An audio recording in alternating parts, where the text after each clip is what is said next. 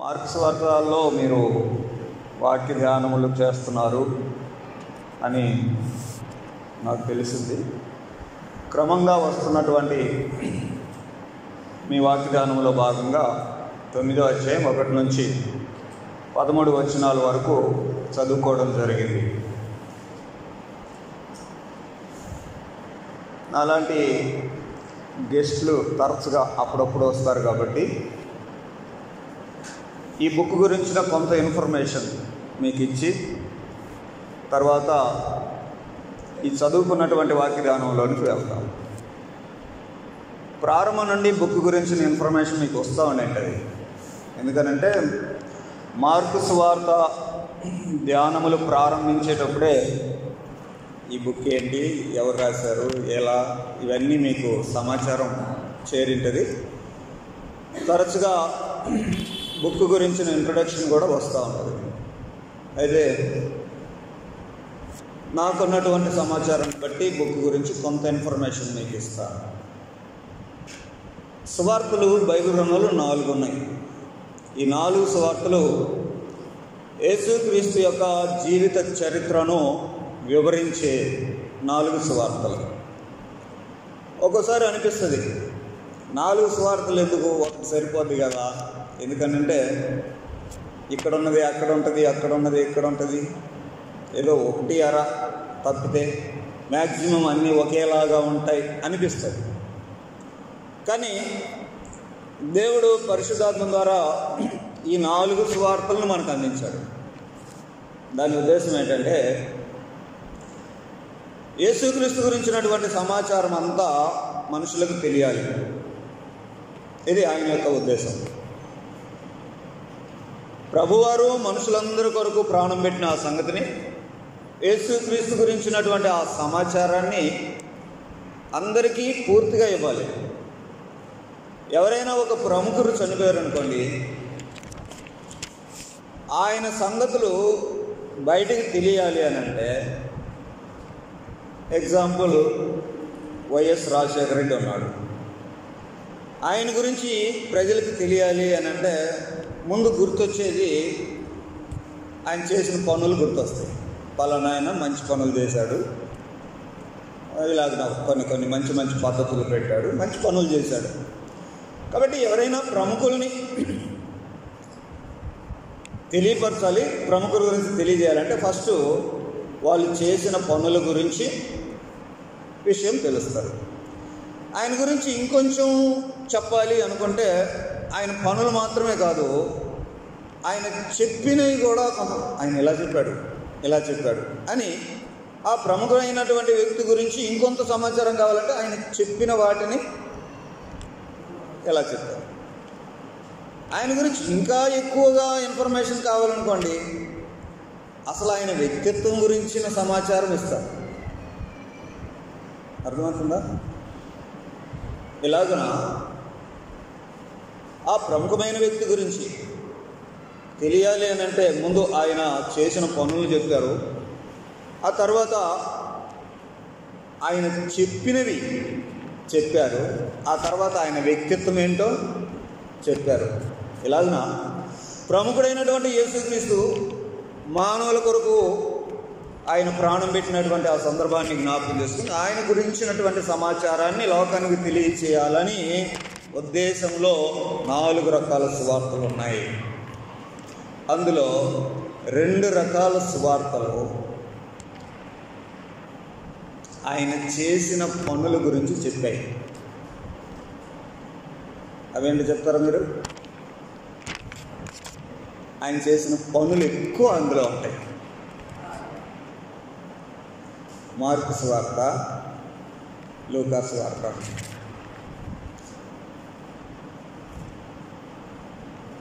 లూకా సువార్త అందులో ఏముంటాయంటే, లూకా సువార్త మరియు మత్తయి సువార్త ఈ రెండిట్లో ఆయన చెప్పినవి ఎక్కువ ఉంటాయి. మార్కు సువార్తలో ఆయన చేసినవి ఉంటాయి. మార్కు సువార్తలో మీకు కొండ మీద ప్రసంగం కనపడదు. ఆయన చాలా ఉపమానాలు మత్తయి సువార్తలో, లూకా సువార్తలో ఉంటాయి, కానీ మార్కు ఉపమానాలు ఉండవు. జస్ట్ ఆయన చేసిన పనులే మార్కులో కనపడతాయి. మత్తయి సువార్త, లూకా సువార్త చదివేటప్పుడు ఆయన చెప్పినవి, ఆయన బోధలు, ఆయన ఉపమానాలు కనపడతాయి. అంతేకాకుండా ఆయన వ్యక్తిత్వము, ఆయన క్యారెక్టర్, అసలు ఆయన ఎవరు అనే సంగతి యోహాను సువార్తలో చెప్తారు. మీకు అర్థమవుతుంటుంది. యేసు ప్రభు వారి యొక్క టోటల్ క్యారెక్టర్ని సమాజానికి తెలియజేయాలి. అందుకని 4 రకాల సువార్తలు ఏమిటి ఉన్నాయి. మత్తయి సువార్తలేమో ఆయన యోధులకు రాజు అని తెలియబడుతుంది. మార్కు సువార్తలో ఆయన మనుష్య కుమారుడు అని తెలియబడుతుంది. లూకా సువార్తలో ఆయన లోకానికి రక్షకుడు, పాపుల రక్షకుడు అని తెలియబడుతుంది. యోహాను సువార్తలో దేవుని కుమారుడు అని తెలియబడుతుంది. అంతేకాకుండా ఈ 4 సువార్తలు యేసుక్రీస్తు గురించినటువంటి సమాచారాన్ని తెలియజేసేవి అయితే, ఇంతకీ ఎవరిని అడ్రస్ చేస్తూ రాశారు 4 సువార్తలు అని అంటే, ఎవరికి అవసరం ఇవి అని అంటే, 2 సువార్తలు బేసిక్గా అవిశ్వాసులను ఉద్దేశించి రాయబడిన సువార్తలు. 2 సువార్తలు అవేంటి అని అంటే, మార్కు సువార్త, లూకా సువార్త. అవిశ్వాసులను ఉద్దేశించి రాసిన సువార్తలు. విశ్వాసులను ఉద్దేశించి రాసినవి మత్తయి సువార్త, యోహాను సువార్త. ఇందులో కూడా విశ్వాసులు అనగానే 2 రకాల విశ్వాసులు. కొత్తగా వచ్చిన విశ్వాసులు, అనుభవంతో ఉన్న విశ్వాసులు. కొత్తగా వచ్చినటువంటి విశ్వాసుల కొరను వాళ్ళను ఉద్దేశించి రాసింది మత్తయి సువార్త. అనుభవంలో ఉన్నటువంటి క్రైస్తవులను, లోతైన సంగతులు అర్థం చేసుకోగలిగిన వారి ఉద్దేశించి రాసింది యోహాను సువార్త. అందుకని యోహాను సువార్త చదువుతుంటే మీకు అంత ఈజీగా అర్థం కాదు.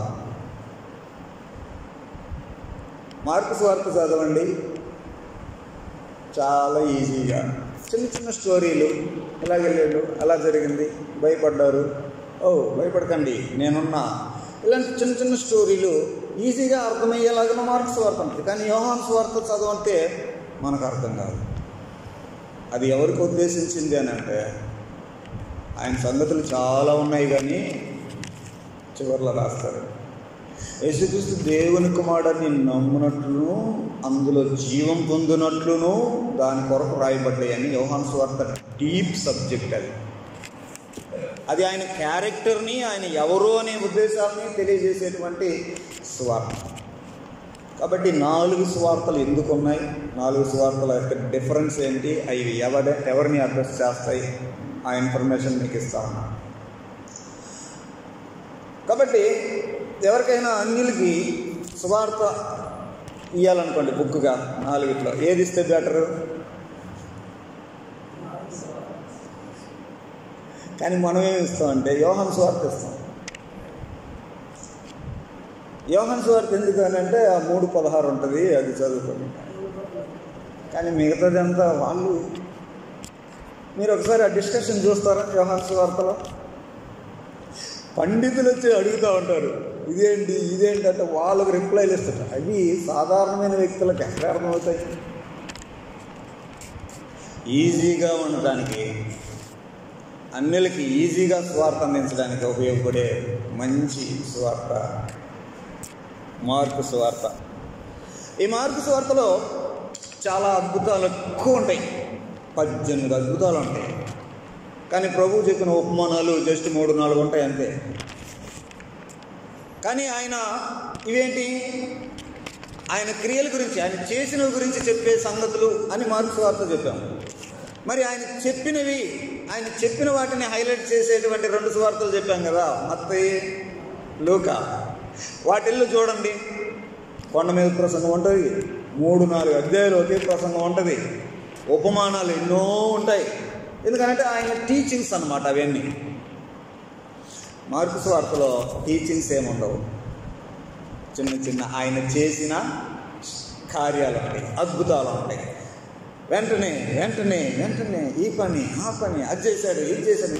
Jesus Christ is action man mark సువార్తలో కదా. చాలా మంచి ఇంట్రెస్టింగ్గా ఈ మార్కు సువార్త ఉంటుంది. ఇక్కడ అంశంలోకి వస్తే 9వ అధ్యాయంకి చదువుకున్న ఈ మాటలో ప్రారంభంలో ఒక మాట ఉంది. అదేంటంటే మరియు అని. మరియు అని అంటే వెనక దాంతో కొంచెం కనెక్షన్ ఉంటుంది. ఇలాంటి కొన్ని పదాలు ఉంటాయి బైబిల్ స్టడీలో, అవి చాలా కీ పాయింట్ అయిపోయి. అయితే, కానీ ఇలాంటి పదాలు వచ్చాయనుకోండి, ఆ ముందుదానికి వెనక దానికి ఈ సంబంధం ఉంటుంది. ఇక్కడ మరియు అని అంటే వెనక ఏదో జరిగింది, ఈ విషయాలు మనం చూడాలి. 8వ అధ్యాయం 27వ వచనంలో మీరు గతంలో ఈ విషయాలు స్టడీ చేసింటారు. యేసు ప్రభు శిష్యులను తీసుకొని ఫిలిప్పుదైన కైసరయకి వెళ్ళాడు. అక్కడ యేసు ప్రభు నేను ఎవడు అని జనులు చెప్పుకుంటున్నారు అని శిష్యులను అడిగాడు. అప్పటికి 2.5 సంవత్సరాలుగా యేసుక్రీస్తు తన శిష్యుల్ని వెంట పెట్టుకొని పరిచర్య చేస్తున్నాడు. అద్భుతాలు చేస్తున్నాడు, బోధలు చేస్తూ ఉన్నాడు, రకరకాల కార్యాలన్నీ చేస్తూ ఉన్నాడు, తిరుగుతూ ఉన్నాడు, పరిచర్య చేస్తూ ఉన్నాడు. అప్పటికి 2.5 సంవత్సరాలు దాటిపోయింది. స్పెసిఫిక్గా నన్ను గురించి ప్రజలేమనుకుంటున్నారు అని అడిగేటువంటి సందర్భం ఏంటి అని అంటే, ఆయన వచ్చినటువంటి ఆ ప్లేస్ అది. ఆ ప్లేస్ ఏంటంటే ఫిలిప్పుదైన కైసరయ. మత్తయి సువార్తలో కూడా ఈ విషయం ఉంటుంది, అన్ని సువార్తల్లో కూడా ఆ విషయం ఉంటుంది. ఎందుకు అక్కడికే వచ్చినప్పుడు అడిగాడు అని అంటే, ఆ ప్లేస్కి ఉన్నటువంటి ఆ ప్రాధాన్యత అర్థం చేసుకోవాలి. ప్రభువారు అక్కడికి వచ్చినప్పుడు ఆ ప్లేస్కి ఉన్నటువంటి ఆ స్పెషాలిటీ ఏంటంటే, ఆ ప్లేస్లో విగ్రహాలు ఉంటాయి. ప్రత్యేకంగా 2 విగ్రహాలు ఉంటాయి. అందులో వారి గ్రీకు దేవుడుగా పిలువబడేటువంటి పాన్ అనే ఒక దేవుడు ఉంటాడు. ఆయన విగ్రహం ఉంటుంది. ఆ విగ్రహం యొక్క ప్రత్యేకత ఏంటంటే, దేవుని విగ్రహము. ఆ దేవుడు ఏదో ఒక సమయంలో మనిషిలాగా అవతరించి భూమి మీదకి వస్తాడు. ఆ విగ్రహం యొక్క వాళ్ళ నమ్మకం అంటే దేవుడే మనిషిలాగా ఎప్పుడో ఒకసారి అవతరిస్తాడు. అలాంటి దేవుని విగ్రహం అది. అదే ప్లేస్లో ఇంకొక విగ్రహం కూడా ఉంటుంది. అది కైసర్ యొక్క విగ్రహం, Caesar, statue of Caesar. Caesar అంటే ఎవరు? రోమా చక్రవర్తి. అప్పటికి రోమా చక్రవర్తి ఏ స్థాయికి వెళ్ళిపోయాడు అని అంటే, మీరు చక్రవర్తిని దేవుడిగా పూజించాలి అనే స్థాయికి వెళ్ళిపోయారు. కాబట్టి చక్రవర్తి విగ్రహాన్ని పెట్టి అక్కడ జరిగించే కార్యక్రమాలు చేస్తున్నారు. ఇప్పుడు 2 విగ్రహాల ప్రత్యేకత ఏంటంటే, ఒకటేమో దేవుని విగ్రహమే, కానీ ఆ దేవుడు మనిషిలాగా వస్తాడు అని అక్కడ ప్రజల విశ్వాసం. 2వ విగ్రహం ఏంటి? అది మనిషి విగ్రహమే, కానీ దేవునిగా కొనవబడుతున్నాడు కైసర్, సీజర్.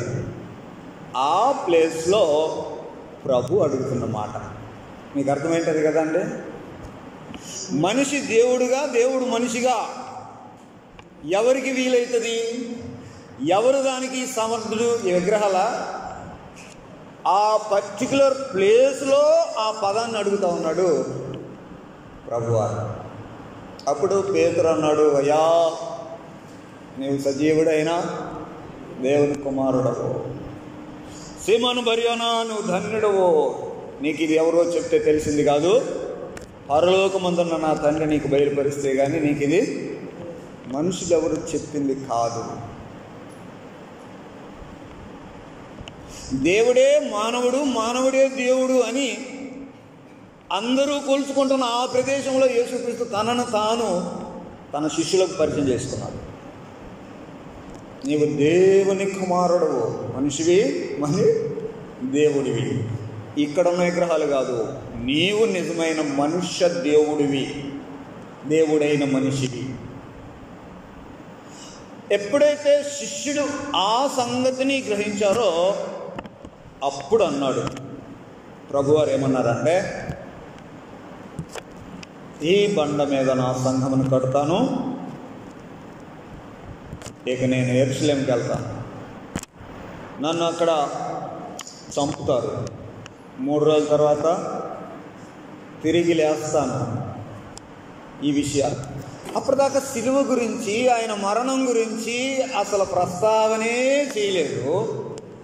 ఎప్పుడైతే ఆయన గురించినటువంటి సత్యము గ్రహింపు ప్రజలకైందో, శిష్యులకైందో అప్పుడు చెప్పాడు.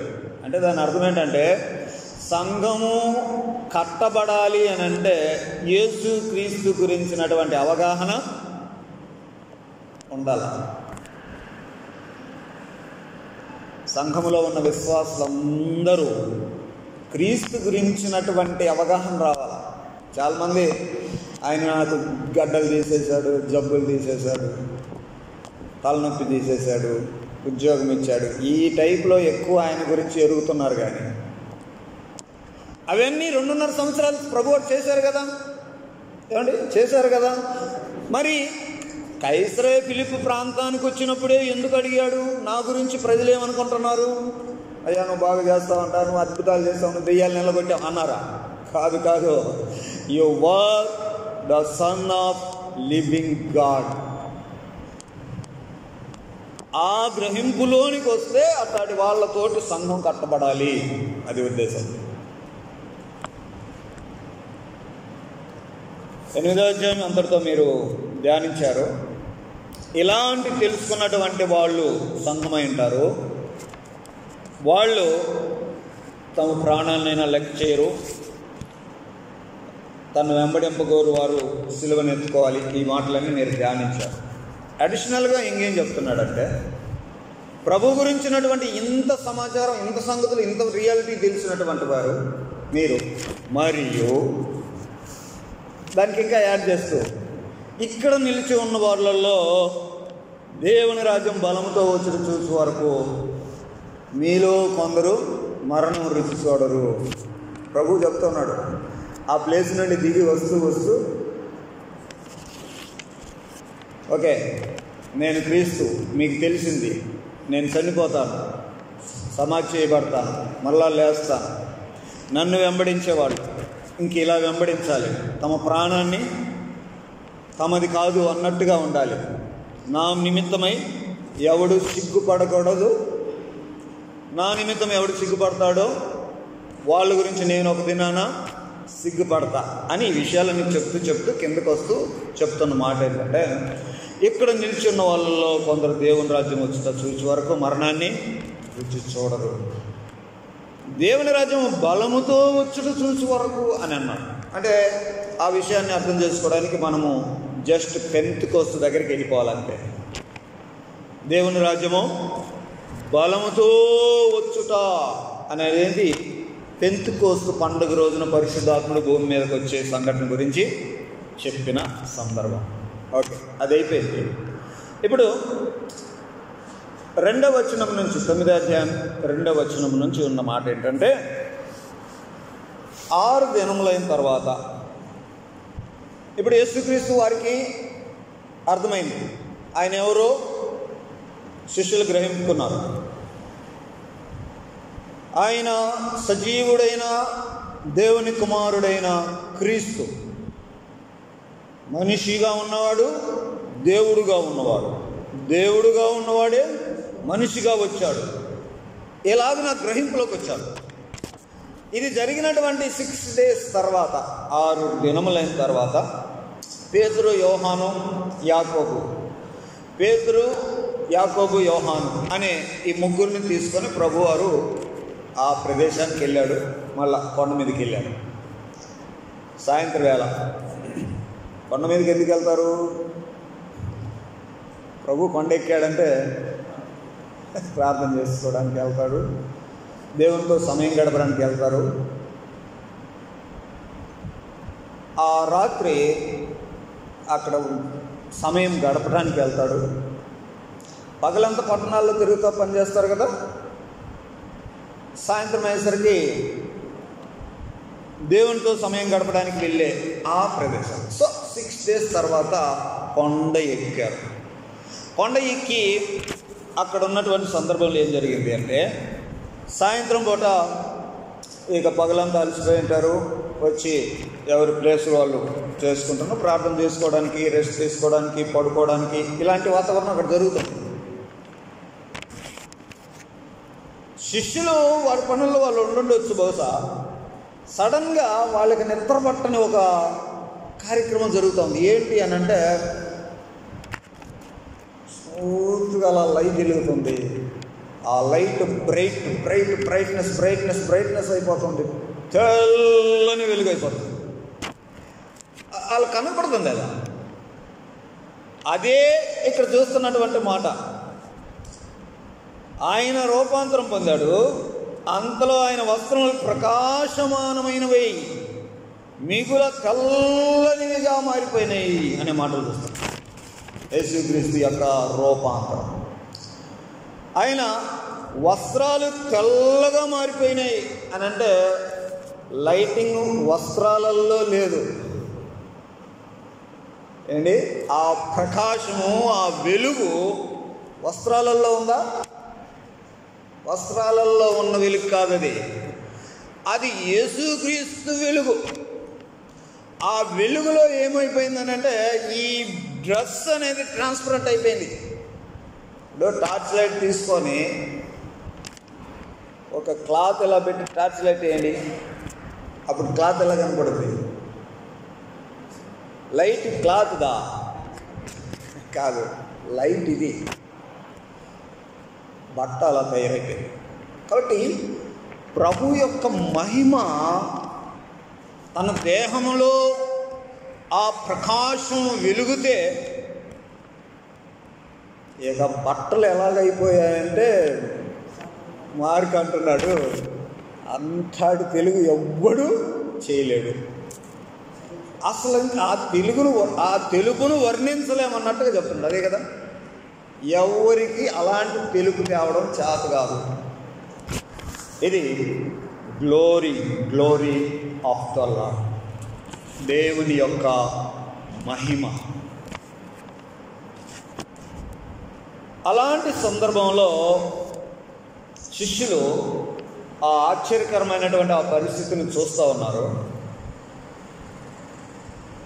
అంతేకాకుండా వారు చూసింది ఏంటంటే 4వ వచనంలో, మరియు మోషేయు ఏలియాయు వారికి కనపడి యేసుతో మాట్లాడుతున్నారు.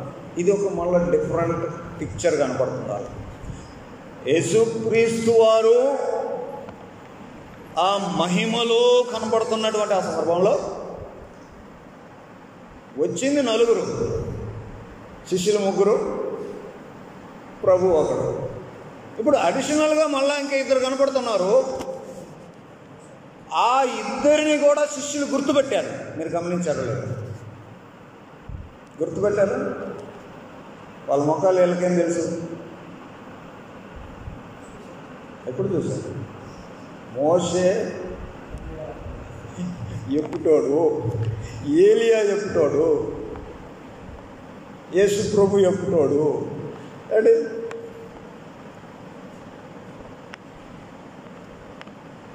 కానీ గుర్తుపట్టి అంటున్నారు కదా.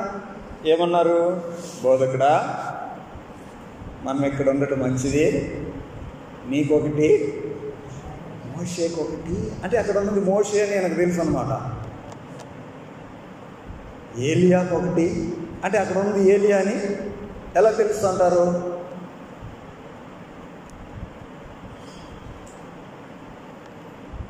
మహిమ దేహం తెలియబడుతుంది. అంతకు మించి ఏం చెప్పుకోగలం? మహిమ దేహములో ఉన్న వ్యక్తులు ఎవరినైనా తెలుసుకుంటారు. మహిమ దేహముతో ఉన్న వ్యక్తిని ఎవరైనా తెలుసుకోగలుగుతారు. అది మ్యాటర్, అంతే. చాలా సింపుల్గా. అందుకనే ప్రభువారు 2వ రాకడ సమయంలో ఒక మాట మనం జ్ఞాపకం చేసుకోవచ్చు. యోహాను మొదటి పత్రిక 3వ అధ్యాయంలో, యోహాను రాసిన మొదటి పత్రిక 3వ అధ్యాయంలో 2వ వచనం, ప్రియులారా, ఇప్పుడు మనం దేవుని పిల్లలమై ఉన్నాం. మనం ఇక ఏమవుతామో అది ఇంకా ప్రత్యక్షపరచబడలేదు. కానీ ఆయన ప్రత్యక్షమైనప్పుడు ఆయన ఉన్నట్టుగానే ఆయన చూస్తాం. ఆయన ఉన్నట్టుగానే ఆయన చూసి గుర్తుపడతాం. అబ్రహాం చూసి అబ్రహాం గారు అంటారు, మోషేని చూసి మోషే అంటారు. మహిమ దేహాలు గుర్తించుకుంటారు. ఇది ఒకటి మనం తెలుసుకోవాల్సినటువంటి విషయం. ఇక్కడ మనం ఇంకొక మాట నేర్చుకోవాల్సిన మాట ఏంటంటే, ప్రభువారు రూపాంతరమైనప్పుడు ఇద్దరు వచ్చి మాట్లాడుతున్నారు. అందరి దృష్టిలో వాళ్ళు చచ్చిపోయిన వాళ్ళే, ఎప్పుడో గతించిపోయిన వాళ్ళు కదండి. అవునా కదా? చనిపోయిన వాళ్ళ లేదా? చనిపోయారా లేదా? చనిపోయిన వాళ్ళే. కానీ గ్రంథం బట్టి ఆలోచన చేస్తే వాళ్ళు చనిపోలే, బ్రతికే ఉన్నారు, మాట్లాడుతున్నారుగా, కనపడుతున్నారు. వాళ్ళకి దాసు కనపడుతున్నారు. దీన్ని బట్టి ఏమర్థం చేసుకోవచ్చు అంటే, పిల్లరా, చనిపోయారు అని మనం అనుకునే అందరూ దేవుని దృష్టికి బ్రతికే ఉన్నారు. వాస్తవానికి కూడా బ్రతికున్నారా లేరా? అది బ్రతికే ఉన్నారు. అందుకే వాళ్ళ గురించిన పదం ఏం చెప్పాడు అని అంటే, వారు నిద్రించుచున్నారు. చాలామంది కుటుంబ సభ్యుల్ని, సొంత వారిని, ప్రియులైన వారిని కోల్పోయినప్పుడు అయ్యో అయ్యో వెళ్ళావా పోయావా అనుకుంటుంటారు. ఎక్కడికి వెళ్ళాడు? ఎక్కడికి వెళ్ళలేదు, ఇంట్లో ఉన్నాడు. ఇప్పటిదాకా బజార్కి వెళ్ళాడు, మళ్ళీ సాయంత్రం వస్తాడు అన్నట్లుగా ఉంది భూమి మీద ఉన్నటువంటి ప్రతి మనిషి. ఇప్పుడు మనకు మోషే, ఏలియాల గురించినటువంటి సాక్ష్యం అదే. ఎవరు ఎక్కడికి వెళ్ళలేదు, మనకు కనపట్లేదు వాళ్ళంతే, కానీ వాళ్ళు మాత్రం జీవించే ఉన్నారు. ఆయన మృతులకును సజీవులకు దేవుడు, బైబిల్ గ్రంథం చెప్తుంది ఆ మాట. ఇక నేర్చుకునే మరొక పదం ఏంటంటే, ఆయన అందరికీ దేవుడే. బ్రతికున్న వాళ్ళకి, చనిపోయిన వాళ్ళు మనకు కనపడటం లేదు అంతే, జస్ట్. కానీ దేవునికి మాత్రం బాయ్ ఏంటి నువ్వు వాళ్ళతో మాట్లాడుకుంటున్నావు. ఆ సందర్భమే వీళ్ళు శిష్యులు చూశారు. యోహాను, యాకోబు, పేతురు, వీళ్ళు ఆ పిక్చర్ చూస్తున్నారు. ఈ బైబిల్ ధ్యానంలో దేవుని యొక్క ఆ విషయాలు మనం అర్థం చేసుకుంటుంటే దేవుడు ఎంత గొప్పవాడో మనకు అర్థమవుతుంది. ఆయన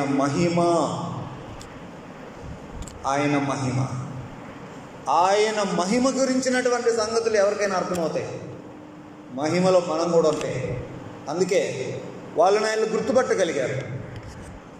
రెండో మాట ఏం నేర్చుకుంటున్నామంటే, ఆయన దృష్టికి అందరూ, ఇప్పుడు కొంతమంది మన బిలీవర్స్ చనిపోయి ఉంటారు, మనకు కనపడలేదు వాళ్ళకి. ఇదిగో వీళ్ళు కనపడకుండా, మోషే, ఏలియా వాళ్ళ సొంత వాళ్ళకి కనపడకుండా వెళ్ళిపోయారు. మరి ఇక్కడ ప్రత్యక్షం అయ్యారు కదా, అట్లానే మన వాళ్ళు కూడా ప్రత్యక్షం ఉంటారు. వారి టైంలో దేవుడు ఎప్పుడు కాంటాక్ట్ కావాలనుకుంటే అప్పుడు అవుతారు వాళ్ళు. ఈ విషయాలు మనం కొంచెం మనసులో పెట్టాలి. ఇక్కడ చూస్తున్న మాట,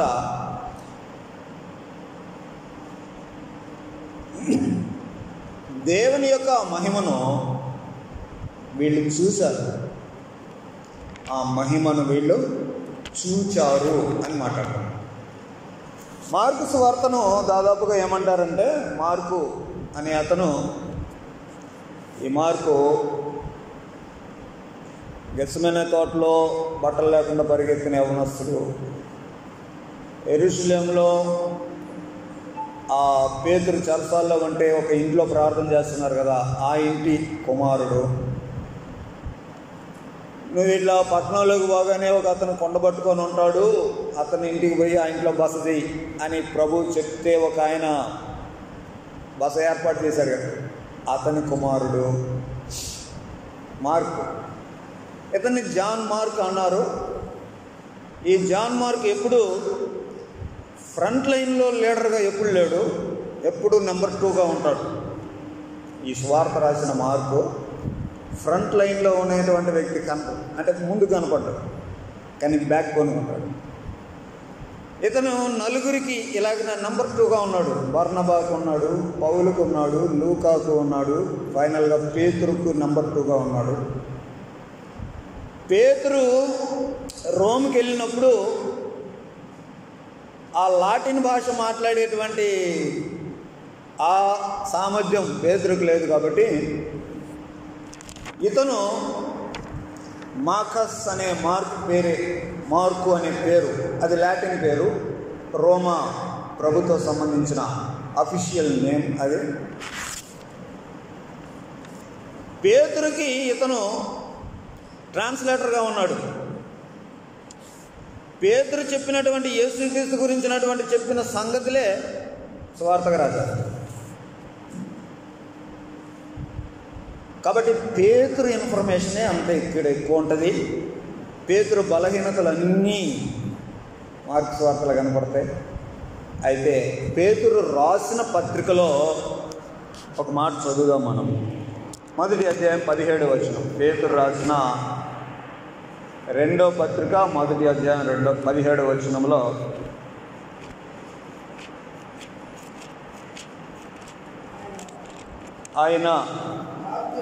ఆయన మహాత్యమును మేము కన్నులారా చూచిన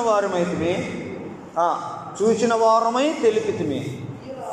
ఈయన నా ప్రియకుమారుడు, ఈయన యందు నేను ఆనందించుతున్నాను అను శబ్దము మహాదివ్య మహిమ నుండి ఆయన ఎదుకు వచ్చినప్పుడు తండ్రి అయిన దేవుని వలన ఘనత మహిమయు ఆయన పొందగా మేము ఆ పరిశుద్ధ పర్వతం మీద ఆయనతో కూడా ఉండిన వారమై ఆ శబ్దము ఆకాశము నుండి రాగా మేము వింటిమి, ఆ మహాత్యాన్ని మేము చూశాము.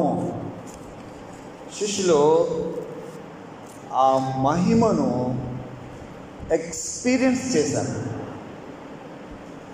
ముగ్గురు ఆ మహిమను గురించి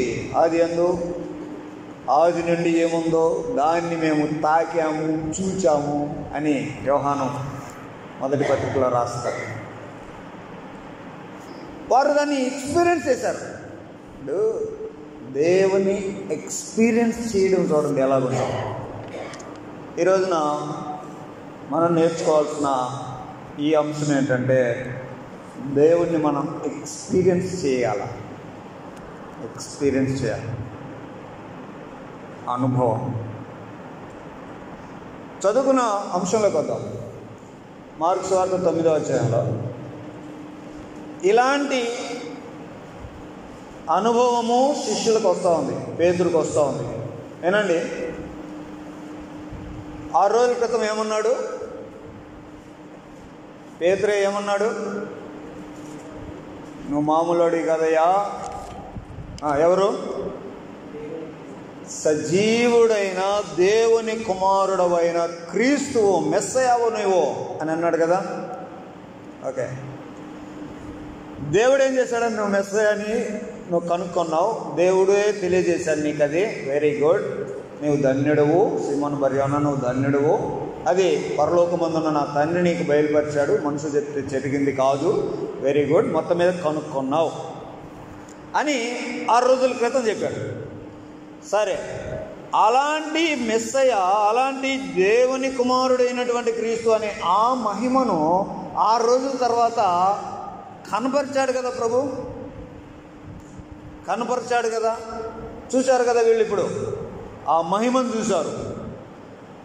అసలు ఆ లైట్, ఆ ప్రకాశం, ఆ వెలుగు అది చూశారు, దాన్ని ఎక్స్పీరియన్స్ చేశారు. ఇంత జరిగినా కూడా మనిషి బలహీనత ఎలా ఉంటుందంటే,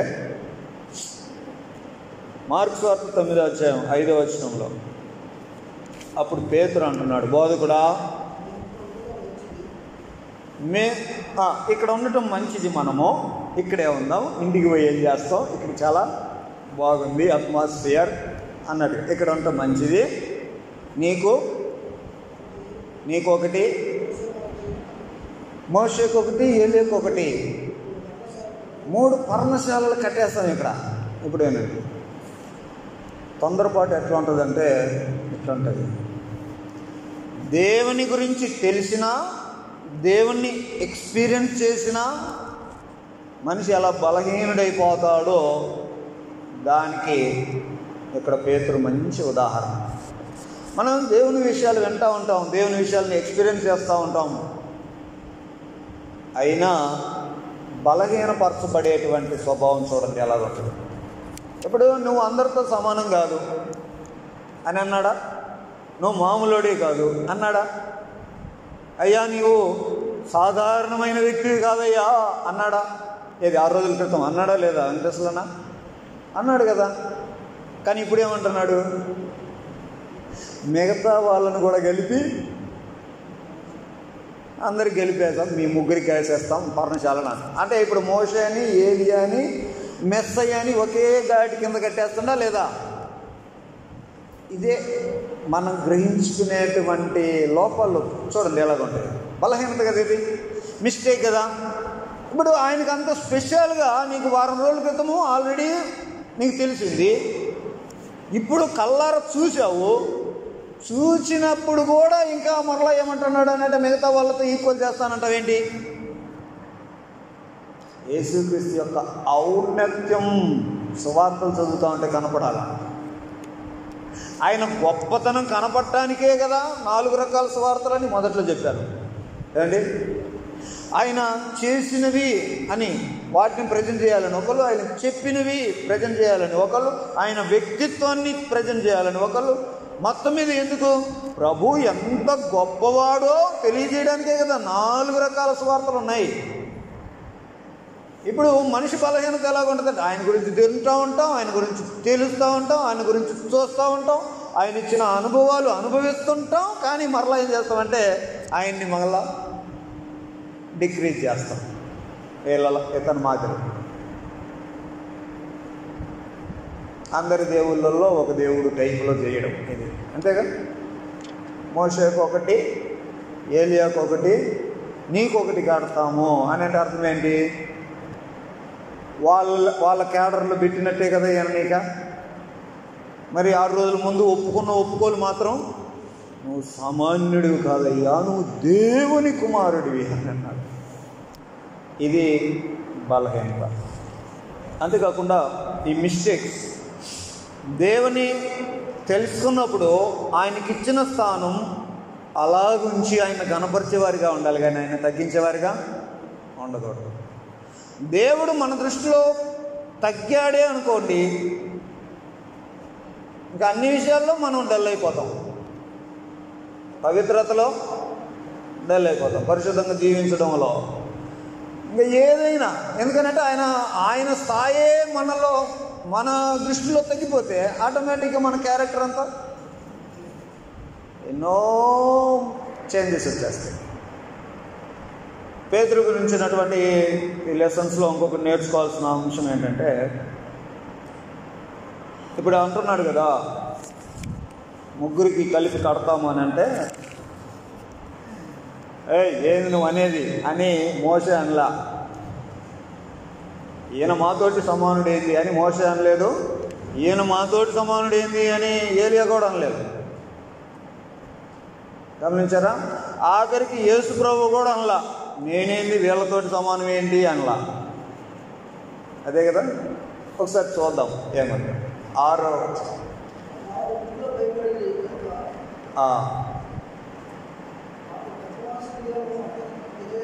7వ వచనం. మేఘం ఒకటి వచ్చి వారిని కమ్మగా. ఎప్పుడైతే ముగ్గురిని సమానం చేశాడు పేతురు, కనపడ్డ మోషే ఏలియాలు కలగజేసుకోలేదు, యేసు ప్రభు కూడా కలగజేసుకోలేదు. డైరెక్ట్ తండ్రి అయిన దేవుడే కలగజేసుకొని వాళ్ళిద్దరిని ముందు మూసేశాడు మేఘం పెట్టి. ఎవరిద్దరిని? మోషే ఏలియాల్ని మేఘంతో మూసేసి ఈయనను ఒక్క ఒక్కనినే చూపిస్తూ, ఈయన నా ప్రియకుమారుడు, ఈయన మాట విను, ఈయన మాట విను, ఈయన మాట విను. నువ్వు మాట్లాడడం ఆకు ముందు నేర్చుకోవాల్సిన పాఠం ఏంటంటే, ముందు నీ మాటలు ఆపి వినాల్సినవి విను. ఏమండి అక్కడ ఈయన మాట్లాడుతున్నాడు, దేవుడు ఏం చెప్తున్నాడంటే నీ మాటలు ఆపి ముందు వినాల్సిన ఈను అంటాడు. ఏం వింటాడు అప్పుడు? మీరు చెప్పండి, ఏం వింటాడు? ఈయన మాట్లాడలేదు. ఆ రూపాంతర సందర్భంలో వాళ్ళు కనపడుతున్నారు, వాళ్ళు ఏదో మాట్లాడుకుంటున్నారు. ఈయన మధ్యలో కలిగి చేసుకొని ప్రభువా 3 కడతాను అంటున్నాడు. దేవుడు నోరు మూసుకో, గమ్ముగుండు, ఇను అంటున్నాడు. ఏం వింటాడు?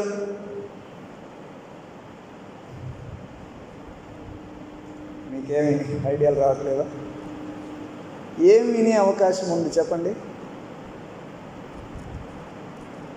పేతురు మాట్లాడకుండా విను అంటున్నాడే, ఏం వినే అవకాశం ఉంది?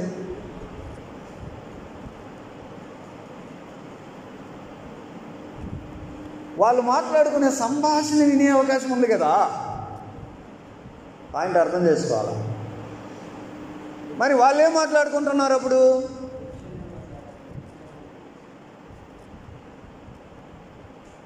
వాళ్ళు అసలు ఎవరు అంటే, ఒక రకంగా మాట్లాడితే మోషే ఎవరంటే ధర్మశాస్త్రాన్ని రచించిన వాడు, ధర్మశాస్త్రానికి రిప్రజెంటేటివ్ అనుకోవచ్చు.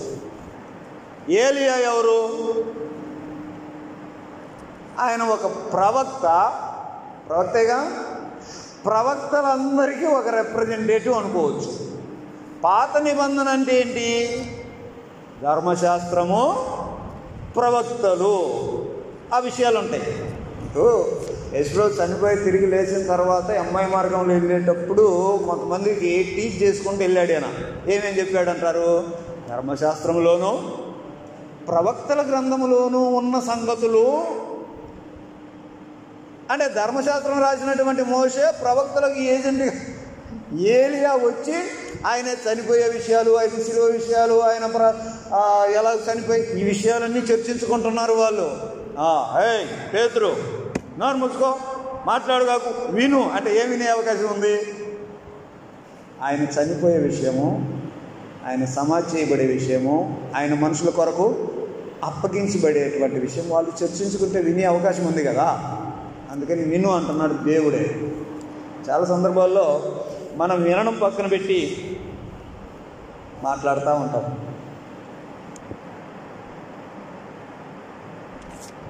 ప్రసంగం ఇక్కడ జరుగుతున్నా మాట్లాడుతూ ఉంటారు కొంతమంది. వినండి. కొంతమంది పర్సనల్ ప్రేయర్లో మనమే మాట్లాడుతూ ఉంటాం. ఒక్కసారి గమ్మ ఉండు, దేవుడు ఏమన్నా మాట్లాడతాడేమో విను. వైట్ టైంలో పర్సనల్ ప్రేయర్ చేసుకో, వరుస పెట్టి మొత్తం లిస్ట్ అంతా చెప్తూనే ఉంటాం. ఆయన కూడా అవకాశం ఈ ప్రేయర్లో ఏకాంతంగా ఉన్నప్పుడు ఏమన్నా నీకు వినపడద్దేమో, దేవుడు మాట్లాడతాడేమో. వినడం నేర్చుకోవడం ఇక్కడ మనం నేర్చుకునే మరొక మంచి విషయం. ఫైనల్గా 9వ వచనంలోకి వస్తే, వారు ఆ కొండ దిగి వచ్చుచుండగా అనే మాటలు చూస్తూ ఉన్నాం. మనిషి కుమారుడు మృతుల్లో నుండి లేచినప్పుడే కానీ అప్పటిదాకా ఎవరితో చెప్పొద్దు అని చెప్పాడు. మృతుల్లో నుండి లేచి అంటే ఏంటో వీళ్ళకేం అర్థం కాలేదు. ఇక్కడ నేర్చుకునే మరొక పాఠం ఏంటంటే 9వ వచనంలో, మనిషి కుమారుడు మృతుల్లో నుండి లేచినప్పుడే కానీ అప్పటిదాకా ఎవరికి చెప్పొద్దు అని అన్నాడు. సో చెప్తే కొంచెం కన్ఫ్యూజ్ అయిపోద్ది వ్యవహారం. 9వ వచనం ప్రారంభంలో వారు కొండ దిగి వచ్చుచుండగా, ఎక్కడి నుంచి వస్తున్నారు అంటే కొండ మీద ఉన్నారు. ఆయన ఎవరో అర్థమైంది, ఆయన మహిమ ఏంటో ఎక్స్పీరియన్స్ చేశారు, ఆయన మహిమను వాళ్ళు ఎక్స్పీరియన్స్ చేశారు, ఆయన అందరితో సమానుడు కాదు అని వాళ్ళు గ్రహించుకున్నారు. ఇక ఎందుకంటే దేవుడే గమ్మగొండ అన్నాడు.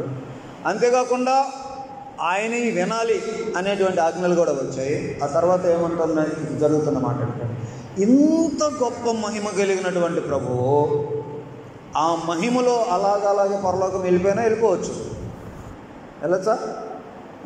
వెళ్ళొచ్చు. కానీ ఆ మహిమ కలిగిన దేవుడు అలా వెళ్ళకుండా దిగి వచ్చి కల్వరికి వచ్చాడు. అలాంటి మహనీయుడైనటువంటి క్రీస్తు దేవుడు మానవుడిగా వచ్చినటువంటి ఆ దేవుడు మహిమను తన శిష్యులకు చూపించిన వాడు, వారు ఎక్స్పీరియన్స్ చేశారు దాన్ని. ఇలాంటి మహిమ కలిగిన దేవుడు ఆ మహిమను అలాగ పరలోకం వెళ్ళకుండా దిగి వచ్చి కల్వరికి ఎక్కాడు ప్రాణం పెట్టడానికి. ఎంత మంచి దేవుడో కదా అర్థం చేసుకుంటే. అసలు ఆయన దిగి రావడం అనేది ఇంత హై లుక్ కనపడిన తర్వాత ఆ మహిమను దించుకొని ఆయన వచ్చినట్టుగా చూస్తాను. దీన్ని బట్టి అర్థమయ్యే విషయమో, మీ అందరి కోసం ప్రాణం పెట్టడానికి వచ్చాడు. మార్కు సువార్తకున్న ఒక ప్రత్యేకత ఏంటంటే, ఇక్కడే ఉన్న ఒక చిన్న మాట జ్ఞాపకం చేసుకుంటే 6వ వచనం, వారు మిగులా భయపడిరి అనే మాట. మార్కు సువార్తలో మీకు ఈ విషయాలు చాలా కనపడతాయి. ఏమంటే దేవుని యొక్క ఇంత క్యారెక్టర్ అర్థమైనప్పుడు భయం పట్టలేదా? వాళ్ళకి భయపడ్డారు, వాళ్ళు భయపడ్డారు. మీరు టకటకా చదువుతానంటే కొన్ని రెఫరెన్సులు చెప్తా. ఇక్కడే 4వ అధ్యాయం 41వ వచనంలో, 5వ అధ్యాయం 36వ వచనంలో, వారు మిక్కిలి భయపడి, నేనెవరు? గాలి, సముద్రము. ఏనండి దేవుడు ఒక మిరాకిల్ చేశాడు. మిరాకిల్ చేస్తామంటే వీళ్ళకి భయం అయిపోయింది. ఇప్పుడు రూపాంతరం కనపడింది, వాళ్ళకి భయం ఏర్పడింది. వాస్తవానికి దేవుడు అంత గంభీరుడే, దేవుడు అంత గంభీరుడే, అంత గొప్పవాడే, అన్ని ఆశ్చర్యకరాలు చేయగలిగిన వాడే, అంత శక్తి సామర్థ్యం కలిగిన వాడే. ఆయన కార్యం చేశాడని అంటే భయపడాల్సిందే మనిషి. మార్కు సువార్త ఏం చెప్తుందంటే, ఇలాంటి వచనాలు 6వ అధ్యాయంలో, 9వ అధ్యాయంలో, 16వ అధ్యాయంలో అన్ని చోట్ల ఏముంటుందంటే, వారు భయపడిరి. అప్పుడు దేవుడు ప్రభువారు వచ్చేమంటారంటే, ఎందుకు భయపడుతున్నారు? భయపడకండి. ఇప్పుడు చదివిన అదే ఇన్సిడెంట్. ఈయనెవరు? గాలి, సముద్రం ఈయనకు లోపడుతున్నాయి. మరి శిష్యులేమో ధోనిలో ఉండి భయపడ్డారు. భయపడకండి, ఐఎమ్ హియర్. మార్కు సువార్త ప్రత్యేకత ఏంటంటే, భయపడతావు ఆయన గురించి తెలుసుకుంటే, కానీ నీ రెస్పాండ్ భయపడే విధంగా కాకుండా, ఇంత గొప్ప దేవుడు అయ్యా అని ఆయన మీద ఫెయిత్ ఉంచాలా, నాట్ ఫియర్. ఏముంచాలి? ఆయన మీద ఫెయిత్ ఉంచాలి. రూపాంతరంలో ఎంతగా కనపరుచుకున్నటువంటి ప్రభువు మీద నీకే కనపడితే భయపడతావా? నమ్మకం ఉంచుతావా? భయపడ్డం కాదు, దేవుని దగ్గరికి వచ్చి నమ్మకం పెట్టు. ఎంత గొప్ప దేవుడు ఆయన, ఎంత గొప్ప మహనీయుడు ఆయన. ఆయన అలాంటి మహిమలో ఉన్నవాడు ఒక దినాన్ని నీకు నాకు కూడా ఆ మహిమనే ఇస్తాడా లేదా? రోమీయులకు రాసిన పత్రిక 8వ అధ్యాయం, నీతిమంతుడిగా తీర్చాను, మహిమ పరచను. ఒక దినాన్ని మనం కూడా అలాంటి లైటింగ్తోనే ఉండబోయే దినం ఒకటి ఉంది. మహిమ దేహం, ఈ దేహమును మహిమ కలిగిన దేహముగా, అవన్నీ మనకు తెలిసినాయి. సో అలాగే ఎట్లా ఉంటుంది అనమాట. అప్పుడు కూడా నీకు ఈ ప్రభువారి యొక్క రూపాంతర దేహం ఎలాగుందో అది నీకు ఆ రోజు నీకు వస్తుంది. నీ బట్టలు కూడా మెరిసిపోతుంటాయి, ఎందుకంటే లోపల షైనింగ్ ఉంటుంది, బాడీ షైనింగ్ అవుతుంది. గుర్తుపెట్టుకునేది. ఇలాంటి గొప్ప దేవుణ్ణి కలిగిన మనం ఆయన చెప్పిన మాట వినాలా, అంతే. భయపడకుండా ఆయన ఎంత గొప్పవాడని తెలుస్తుందో అంత నమ్మకం ఉంచాలి, కానీ పారిపోయే వాళ్ళుగా భయపడే వాళ్ళుగా ఉండకూడదు. నీకు ఆయన ఇంకా ఎంత ఎక్స్పీరియన్స్ అవుతుంటుందో దానికి మించి ఇస్తుంటాడు. ఎగ్జాంపుల్ ఏంటంటే 6 రోజుల ముందు మాటతో తెలియజేశాడు పేతురుకి, ఎవరు? నీవు క్రీస్తువు అనే సంగతి దేవుడు తెలియజేశాడు. 6 రోజుల తర్వాత చెప్పడమే కాదు, చూపించాడు కదా. ఆ తర్వాత జరిగిస్తాడు, ఆ మహిమను మీకు కూడా ఇస్తాడు. ఇలాంటి అనగా దేవుళ్ళు వచ్చేటప్పుడు అంత ప్రాసెస్ అంతా డే బై డే ఇస్తూ ఉంటాం, ఎదుగుతూ ఉంటాం. ఆ చొప్పున దేవుడు మనల్ని వాక్యం ధ్యానిస్తూ ఉండగా దేవుని ప్రత్యక్షతలు మనకి మరి ఎక్కువగా వస్తూ అద్వితీయ సత్యదేవుడైన ఆయన కుమారుడైన యేసుక్రీస్తుని ఎరుగుతూ మనం అందులో ఇంకా దినదినం ఎదిగేవారిగా ముందుకు సాగిపోదాం. ప్రార్థన. ప్రేమ కలిగిన మా తండ్రి, ఈ రాత్రి మీరు ఇచ్చిన ఈ మాటల కొరకై స్తోత్రం. లేఖనాల్లో నిన్ను గురించినటువంటి సంగతులు మేము ఎక్కువగా వివరంగా తెలుసుకోవడానికే 4 రకాల స్వార్థలు ఇచ్చావు. ప్రత్యేకించి ఈ రోజును ధ్యానించిన ఈ మాటలను బట్టి నీవు అసాధారణమైన మహిమ కలిగిన దేవుడవని, నీవు చెప్పుకునే ప్రదర్శించుకునేవాడివే కాదు, అది మాకును ఇచ్చే దేవుడవని నిన్ను స్తుతిస్తా ఉన్నాం. మనుషు రీతిగా ఉండే బలహీనతలు నిన్ను అర్థం చేసుకోలేక అందరితో సమానంగా చేసి నువ్వు చెప్పే వినకుండా, అయ్యా మా బలహీనతలు బట్టి మేమే నష్టపోయే అనేకమైన విషయాలు పేతురు ద్వారా తన జీవితం ద్వారా నేర్చుకుంటూ ఉన్నాం. మా కొరకైతే ఆ పరలోకము నుండి దిగి వచ్చి, ఆ కొండ దిగి వచ్చి కలవరిలోకి వచ్చి మా కొరకు ప్రాణం పెట్టావు. మా మీద ఎంత చూపించావు, మా స్థితిని మార్చడానికి, మా గతిని మార్చడానికి, నీ మహిమను మాకు ఇవ్వడానికి, మా పరిస్థితిని అంతా మార్చడానికి, మిమ్మల్ని మేము రుచి చూడడానికి మాకు ఇచ్చిన అవకాశాన్ని బట్టి స్తోత్రాలు చెల్లిస్తూ, ఈ వాక్యదానం ద్వారా మీ పిల్లలైన మాతో మాట్లాడినందుకు స్తోత్రాలు చెల్లిస్తూ, ఈ మాటలు బట్టి ఈ దినము మేము అనుభవించిన మీ ప్రత్యక్షతలో మేము అంతకంతగా ఎదగడానికి సహాయం చేయమని యేసుక్రీస్తు నామములో ప్రార్థిస్తున్నాం తండ్రి. ఆమేన్.